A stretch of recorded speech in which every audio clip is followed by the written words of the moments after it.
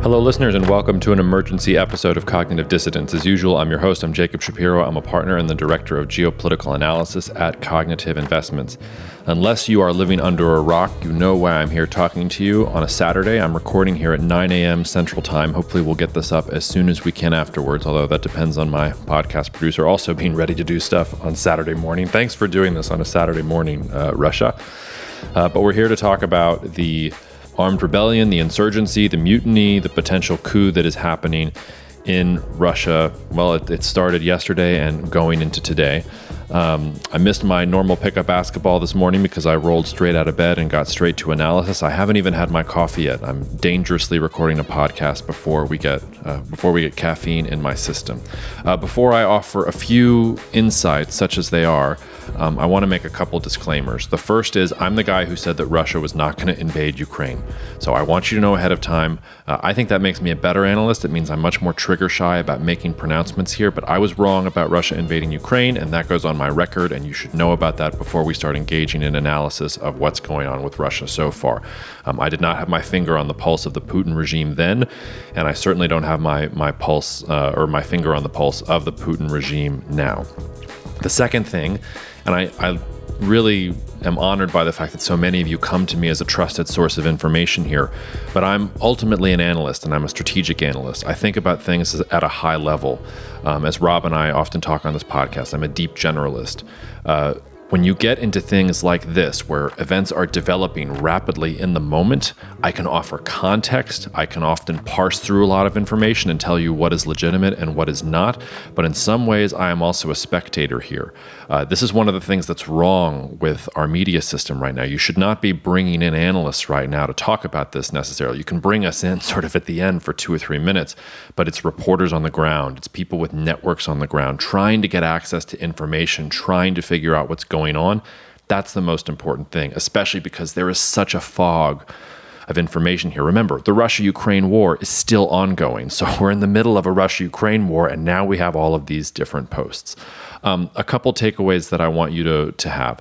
The first, and I've been saying this for a while, a lot of the major moments in world history over the last 100 years have turned on events in Russia. So the unipolar moment of the United States, the beginning of globalization anew, it begins with the collapse of the Soviet Union in the late 1980s, the early 1990s.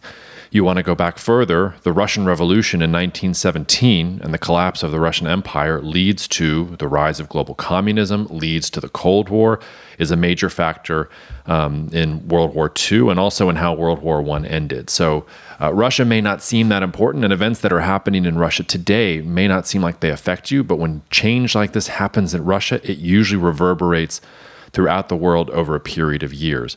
And I think we're at that kind of moment right now. I don't think Russia's ever going to be the same. When these reports first started emerging yesterday, I was downplaying them a little bit, and my good friend Ryan, shout out to you, said, no, it's an inflection point. And he told me to go look at what an inflection point is in the dictionary because I was being so stubborn and obstinate about saying, oh, no, Prigozhin is probably going to get arrested or we'll see him killed relatively soon.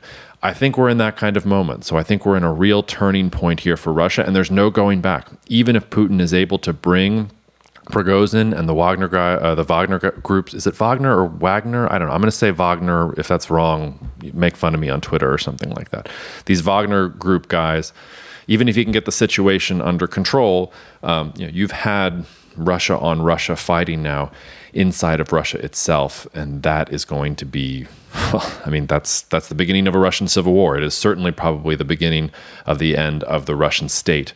I mentioned that I got the forecast wrong about Russia invading Ukraine. If things continue to develop along this, I got the forecast for 2023 right. So if you've been following along Cognitive Investments Global Situation Report, in our 2023 forecast, I said that in the next 12 months, we would see the end of Russia as we knew it. And I had been getting increasingly more nervous that that forecast was incorrect. But this, to me, is confirmation of that forecast. We now need to move the model forward and say what is going to happen next. Listeners, I'm going to give a brief overcap of what has happened. I know I just dove into a bunch of stuff. So let me just talk about what has happened very briefly. And I'll give you some of the things that I'm thinking about going forward. And then I'll say goodbye and let you get back to your weekends. Yesterday, Prigozhin, who's the head of the Wagner group, he was also apparently a caterer for Putin at one point or another, so Icarus flying very close to the sun here, published some incendiary messages about what a poorly planned operation Russia's war in Ukraine was, about how the Russian government had lied to the Russian people about Ukrainian provocations, things like this. It wasn't necessarily outside of the bounds of what Prigozhin has been saying in the last couple of months. He's been criticizing the Russian regime for months now, and we've noted that as a crack in the regime, but as it seemed that maybe Putin liked having him out there saying those things, or he couldn't muzzle Prigozhin because he needed the Wagner Group fighters. I don't know, but he's been saying these sorts of things in general for months. So at first, I didn't think much of it, and I went and got a slice of pizza and went about my afternoon. By about 4 or 5 p.m. yesterday, though, it was clear that something was going on, because then Prigozhin shifted away from just critiquing Russia to saying that he was going to have a march of justice on Moscow, and that he was going to bring the evil leadership of the Russian military to justice. And he started talking about how his fighters would be moving into the Rostov region in southern Russia, and that they would be greeted by Russian soldiers there as friends and hugged by them. And then there was a lull for a couple of hours. I went on Twitter and started lighting up CNN and Fox News, who were respectively covering the Titanic submarine issue and Hunter Biden's emails. Even Russia Today was not covering anything. They had a wonderful segment on the deleterious effects of frostbite, and then a nice little segment on changes in Niger's national anthem. Congratulations to Niger. But no one was covering this. You had to get on Twitter and Telegram and social media to figure out that something was going on in Rostov, because you had this buildup of military vehicles there. You had no word from Putin whatsoever, and the world was just ignoring it. It felt like we were going a little bit crazy. At that point, I took my wife out to dinner. We've had a hard week. We had a rough week. We had dinner reservations at 8:15. Got back, and still Putin had not said anything, but we were getting these videos of the Wagner Group fighters taking over southern military headquarters in Rostov-on-Don. It didn't seem particularly violent. It seemed kinetic. I mean, they were doing stuff, but it didn't look like there was any shooting or anything like that. There were some weird reports about military convoys gathering in Voronezh, which is about 7 hours drive north of Rostov and is on the M4 highway up to Moscow, but didn't know what to make of it and couldn't get it confirmed, and at that point went to sleep. Woke up this morning and Putin had responded. He didn't name Prigozhin and the Wagner fighters by name, but said that there was basically an armed rebellion happening in Russia. He looked back and invoked the Russian Revolution of 1917 and said that these people were guilty of basically stabbing Russia in the back and that they would be punished. And then remarkably, Prigozhin responded a couple hours later with his own message saying that they hadn't betrayed the motherland at all, that they were actually patriots of the motherland. You've got reports also of fighting on that M4 highway, of military helicopters in Russia attacking Wagner Group fighters that were trying to make a lightning attack all the way up to Moscow. That sounds a little bit crazy to me because of the distances involved, but that's what Reuters reported this morning, so that's what I'm sharing with you now.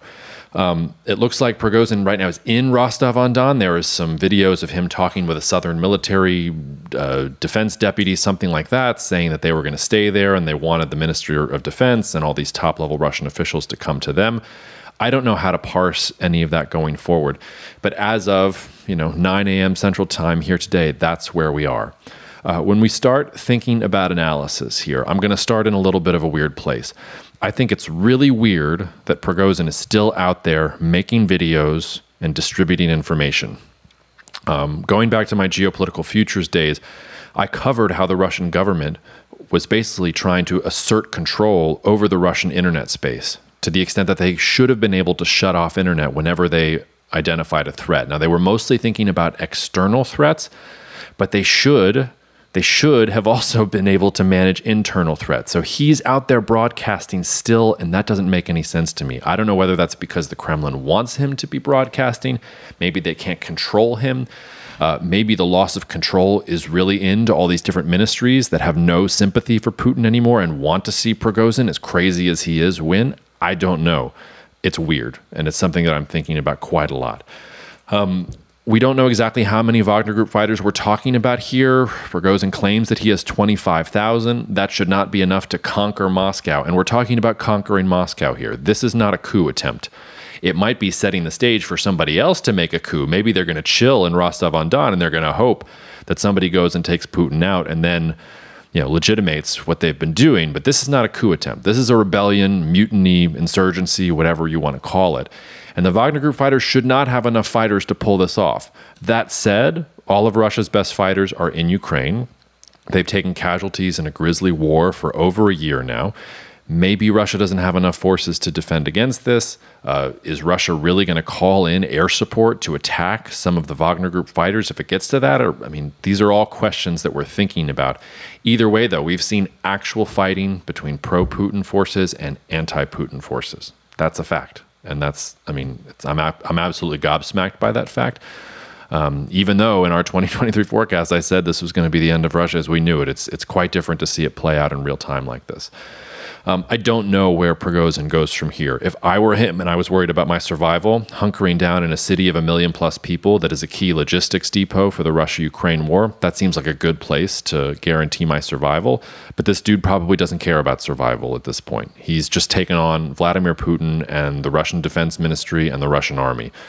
So he's completely lost his senses, or he thinks that he has way more support than all of us think, or he's willing to be a martyr. He's not concerned about survival right now. This really is ideological, and he's trying to defend Russia. What happens to Russia's nuclear weapons? I have no idea. And if we descend into warlordism in Russia, and you get different warlords or different factions that control Russia's mighty nuclear arsenal, that's the question that's going to keep me up the most at night. And I have no soothing words to say about that. It's scary as fuck. I have not even begun to wrap my head around what this means for places like Syria or the Central African Republic or Libya, where you have Wagner Group fighters on the ground and who are integral parts of those conflicts. That's something to think about. Maybe once we've had a little bit of time to take our breath and figure out exactly what's going on in Russia, but it's there and we should be talking about it. And then last but not least, let's talk about the elephant in the room. There is still a war on with Ukraine.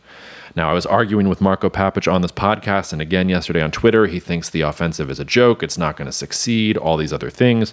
I think it's way too early to say that. And I think Ukraine really has two choices right now. They can either sit back and make a lot of popcorn and watch the chaos, or they've been probing for weak points along Russia's defensive lines for about a month now. I guarantee you there's a weak point somewhere in those lines. And maybe the whole line is going to be weak because morale in Russian soldier circles is going to be low. Remember, they're seeing all this information. All the Russian media news agencies, they are covering these actions. So Russian soldiers must have access to the information. They know what's going on. So if you were Ukraine and you were ever going to have a moment where you were going to try to bust through and capture a large amount of territory, this might be the moment. If I was advising Zelensky, I think I would say sit tight. Why not just let Russia stew in its own juice? But I also, the flip side of that is I don't know if you get another opportunity quite like this in terms of chaos inside of Russia that you get to take example of. And who knows, if Putin does get taken out, is Prigozhin really going to be that much friendlier to Ukraine? He said that Russia or the Russian government lied about what Ukraine did, but he might turn around and continue the war. Who knows? It's the devil you know is sometimes better than the devil you don't know. It can also go the opposite way there as well. So those are the things that I'm thinking about right now. I'm sure more questions will come up. I'm sure I have missed things. But this situation is very chaotic and access to information is incredibly difficult. I will try to update again. If I get something that offers significant new clarity here, either today or tomorrow, I will try to get on, although I have some things going on that I have to attend to in my personal life. Imagine that here today. But if anything happens with significant more clarity, I will get on here tomorrow on Sunday and let you know. But I'm hoping that we get a little bit of a let's see what's going on here, and we can get back out on Monday. Either way, I think from CI's perspective, there are two scenarios that you have to begin planning for. One is a coup or the removal of Putin from power, or even a Russian state collapse. And two is a sudden revolution of a sudden resolution of the Russia-Ukraine war in Ukraine's favor. I'm not saying that those things are imminent, and I'm not saying that they are the most likely scenarios, but they are both infinitely more likely than they were at this time yesterday, and you should begin thinking about your strategies for how you want to play those things going forward. I mean, how would a resolution of the Russia-Ukraine war affect global grain markets? We've seen wheat prices, and to our benefit here at CI, run up considerably.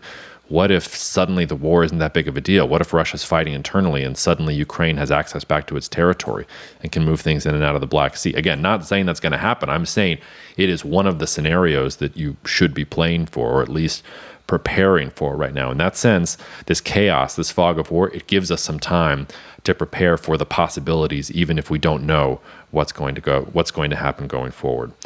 So that's the best I've got. Thank you for trusting me as your source of information here, and I'll try to update as soon as I can.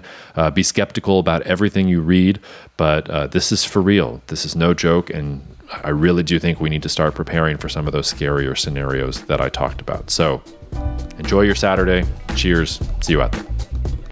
Thank you so much for listening to the Cognitive Dissidence podcast, brought to you by Cognitive Investments.